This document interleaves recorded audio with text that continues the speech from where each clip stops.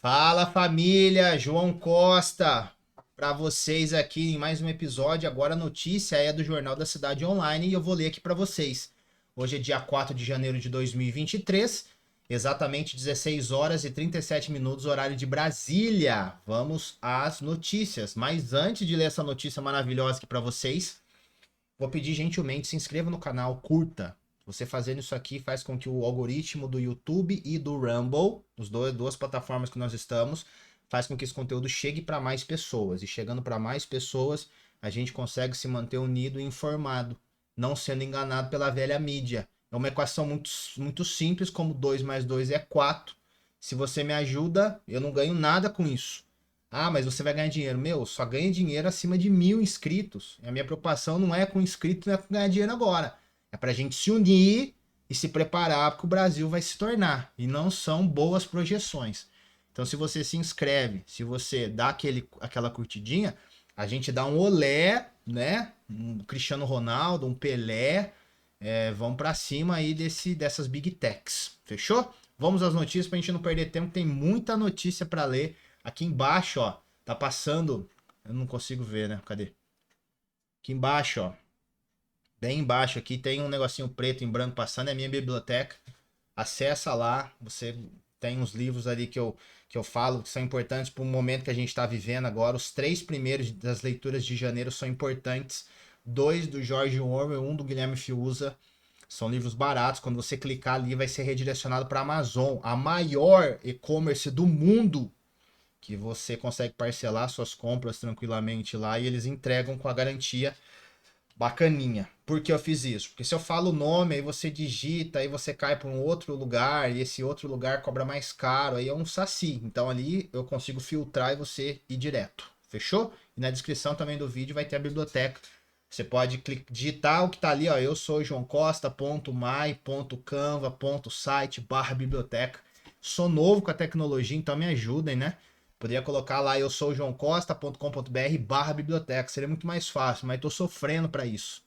Se alguém tiver aí pode me ajudar, eu fico feliz. Fechou, gente? Então vamos lá para a notícia. Notícia de hoje às 6 horas e 15 minutos, tá? Tem um monte de notícia para trazer para vocês aqui. Esse é o quarto vídeo que eu tô gravando hoje. Eu vou fazer uma pausa depois, vou subir os 4 vídeos. E aí depois eu volto no final da tarde pra. Eu tenho pelo menos mais 2, 4, 6, 7 vídeos para fazer para vocês aqui, fechando 11 vídeos hoje, fora as outras notícias que estão no caminho para vir também. Mas eu não sei se vou conseguir falar de todas, tá? Vamos lá. Sob o comando do ex-presidiário, viveremos a volta a um passado de fracassos. Quando também se leva em conta o currículo de honestidade petista, fica mais forte a sensação de que não é a história que se repete como farsa, mas a de que é a farsa que se repete como história. A frase é do colunista do portal Metrópolis, Mário Sabino. Tudo bem que eles esperaram passar as eleições para lembrar a desonestidade petista, mas já, aqui ó, a desonestidade petista, mas já significa muito. Lula toma posse muito enfraquecido, em parte pela sua falta de credibilidade, mas também pelas suas declarações desastrosas. A gente nunca viu um Lula igual esse. Um Lula que não vem com amor, ele vem com raiva, vem com boleto para pagar e ele vai cobrar esse boleto. Não tem para onde correr. Ele chegou a dizer durante seu discurso de posse no Congresso que uma, abre aspas, estupidez chamada teto de gastos que haveremos de revogar, fecha aspas. Na verdade, a única estupidez foi a sua declaração, diz aqui o Jornal da Cidade Online. O texto do Metrópolis ressalta a sanha de Lula deixa eu pegar a palavra correta para vocês, para não gaguejar aqui, ó. Aparelhar novamente a máquina estatal de forma ainda mais abrangente que nas administrações petistas anteriores, onde houve o escândalo do Petrolão, o escândalo do Mensalão, o escândalo do Petrolão. Aí foi um Deus nos acuda, escândalos para todo lado que, por não existir uma justiça nesse país que diz que seria levado a sério, né? Mas entra ano, sai ano, o que a gente vê é um Brasil cada vez mais afundado e as camadas abaixo, né? Quando a gente vê a política, a gente vê tudo abaixo da política, né? Todos os segmentos, nós percebemos que tudo tem o jeitinho brasileiro, infelizmente. É um circo dos horrores. Outra prova cristalina desse método lulopetista é a criação e distribuição de ministérios de forma absolutamente fisiológica. A ojeriza de Lula com o teto de gastos é sua falta de identidade com os contrapesos da democracia. Ele almeja poder absoluto como seus pares Nicolás Maduro, Daniel Ortega ou seu admirado PC chinês. O único PC chinês é o Partido Comunista Chinês, tá? O único problema é que toda a sua inspiração vem de ditaduras. Então, ou a democracia brasileira se curva a Lula, ou irá expurgá-lo, como já fez com outra petista, Dilma, recentemente. Mas nós sabemos que no processo de impeachment de 2016, os políticos entregaram a Dilma, né? Entregaram um anel para não perder o dedo. Essa é a ideia, porque ali estava aquele escândalo gigantesco que estava acontecendo ali da Lava Jato. Entregaram a Dilma para dar uma acalmada. Só que a corrupção que existe na política brasileira, ela continua. Ela continua firme e forte. E agora, ó, ela liberdade para mandar bala. A maior prova disso é que um dia após assumir o Ministério da Fazenda, Fernando Haddad já fala sozinho. O empresariado e o mercado já entenderam que as questões da economia serão decididas por Lula e as dúvidas serão esclarecidas pela presidente do PT, Gleice Hoffmann. A Haddad caberá o papel de sempre, um de poste. É um laranja. A gente pode colocar desse jeito que ele só cedeu o nome.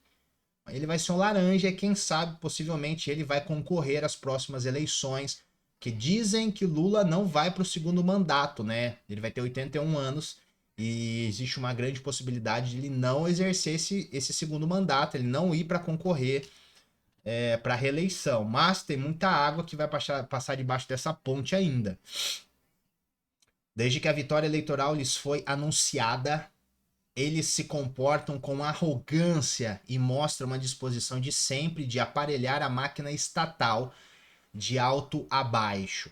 Que ninguém se engane com o arco de alianças que loteou os ministérios com os discursos que aparentam gentileza e abertura para outros pontos de vista, o pluralismo, né? Lula e o PT acreditam que o Brasil lhes pertencem de direito, dentro do seu projeto partidário patrimonialista fundado no assistencialismo e decorado por um esquerdismo ora choroso, ora raivoso, né? Aqueles choros, né?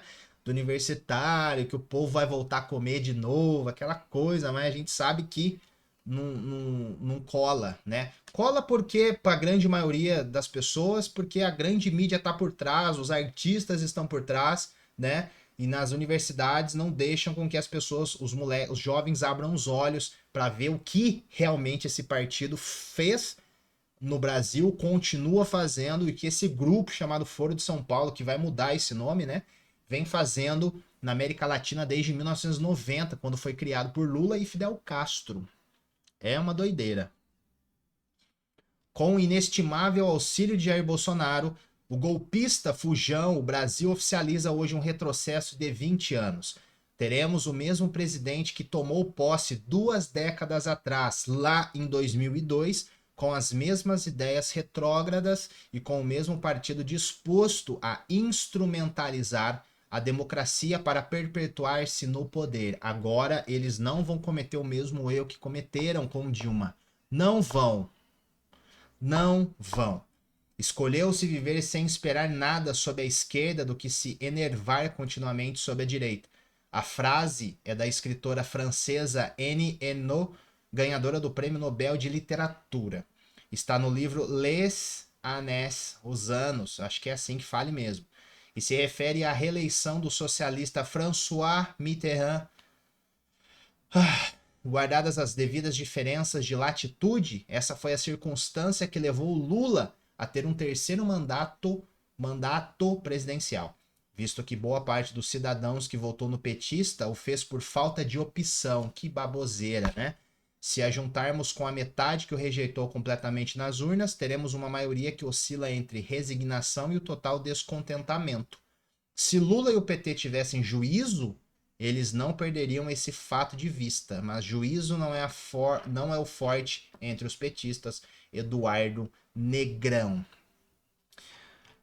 É um retrocesso. Ideias insanas, onde deixa bem claro que é o Estado que tem que suprir tudo, onde deve haver as invasões de terra, que as terras não são produtivas, e essas terras na mão do MST, por exemplo, faz com que eles continuem a depender do PT, porque senão o PT tira essas terras deles.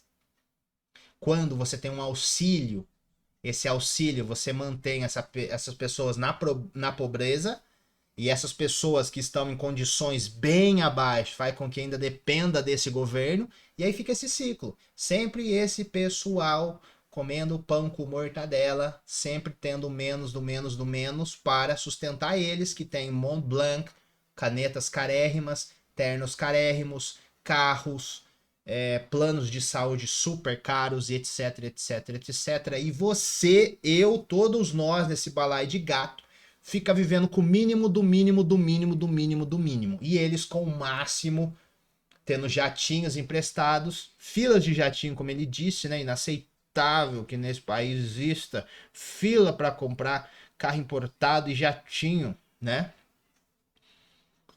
Então é isso, é o Brasil que nós vivemos e que veremos uma volta ao passado, só que agora bem diferente de 2002, porque naquela época estava num boom de commodities, onde a China estava fazendo uma aquisição monstruosa desses produtos, e agora nós temos uma coisa muito diferente, tirando do Brasil, né, que tem uma inflação menor que os Estados Unidos, um superávit primário, entre outras coisas, pontos positivos, mas com a vitória do Lula, nós já tivemos a Petrobras perder pelo menos uns 200 bi de valor de mercado, a bolsa despencar de 114 agora para 103 mil, então a gente vai ver que o circo dos horrores só está começando, e aquela picanha, aquela cervejinha gelada que foi prometida só será para eles do Congresso, ou melhor, do Palácio, e para nós vai ficar só com a primeira parte da picanha, e cervejinha só se for aquelas igual no Rio de Janeiro que foram roubadas do caminhão, somente isso, porque de outro meio,